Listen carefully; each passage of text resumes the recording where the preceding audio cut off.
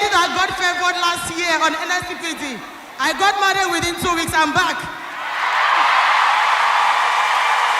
But this time, I'm here on behalf of my son.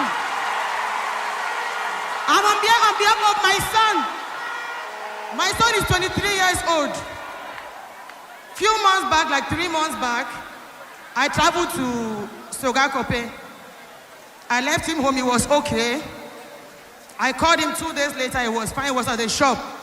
Around 8 o'clock in the night. Around 8:30, I was called. They said, Mommy Tina, your son is dying. I said, God forbid. How can God give me a healthy boy and dying? I said, it's a lie.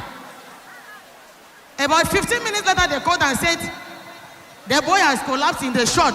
And the shop is cold. His pants are getting twisted already. I said, what is this? They took a taxi and they were rushing him to the hospital.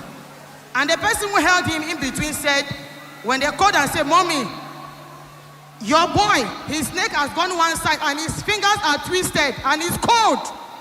I said, God forbid, it's not on my watch.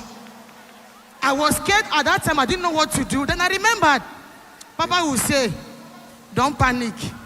You shall not bury, and we shall not be buried. The earth shall not receive our children, not on my watch. So I now removed my shoes. It was about 9:45. I stood on the empty ground. I placed my hands, I placed my legs. I said, oh earth, you shall not receive my son's flesh. You shall not. Because God, you gave me this boy. It was a blessing. I said, God, I'm giving you 3 things to do for me. They said, this boy. Oh, Jesus.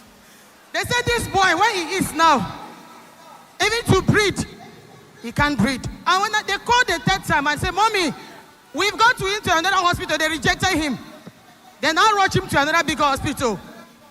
I called again a few minutes, say he's on oxygen. I said, God forbid, not on my watch. Behold, I was there with somebody who don't know how to drive. I'm supposed to drive from Sogakope to Accra. It was 10 o'clock in the night. We know how that Aflao Road is. I sat in the car, I couldn't drive. The lady sitting, I said, please, put your phone on. Go to Facebook. Error, show me mercy. My case is an emergency. Behold, when the message started, Papa was preaching 10 minutes into the prayer. Pastor Jerry said, you shall not bury your children. When I heard that, I had the courage to drive. But before that, something came and said me that, you this man, why you even worry yourself? The boy will die. Drive yourself into the river and die also.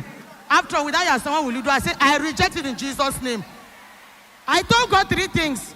God gave me his word through pastors, this is NSCPD. After I received the message, I told God, I said, God, I'm giving you 30 minutes. We have the word, you've given it us. Let this boy start sweating. Show me that my son, I will not bury my son. Give me one proof again. 30 minutes later, I called. My younger sister was downstairs. I said, go to the up and check my son. He said, no, doctors are checking. I said, go there, tell those doctors that the mother sent you. Make sure he's sweating. When he touched the boy was, I said, touch him again.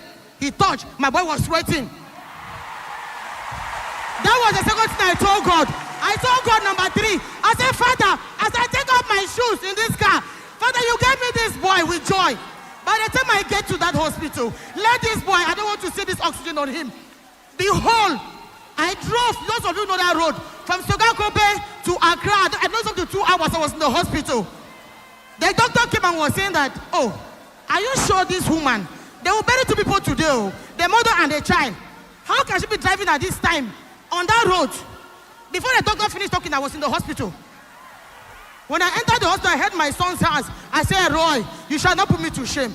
The devil is a liar, you're a bastard. I know the altar of fire where I am. Oh, my brothers and sisters. This God is too faithful. When I heard my boy's hand, and I told the doctor, I said, doctor, remove this thing from my son. He said, no, madam. I said, doctor, please check him again. He said, mother, I said, check him. And when he touched me, he said, madam, you have a good. I said, yes. He said, Roy, they removed that oxygen on him. After I removed the oxygen on him, he held my hand. And he said, Mommy, I'm alive. I said, you are not going anywhere. I am your mother. I stand on the altar of fire. Pastor Jerry, may the oil your head never go dry. If I did not give this testimony today, I would sleep. Please. Thank you, Pastor. May God bless you.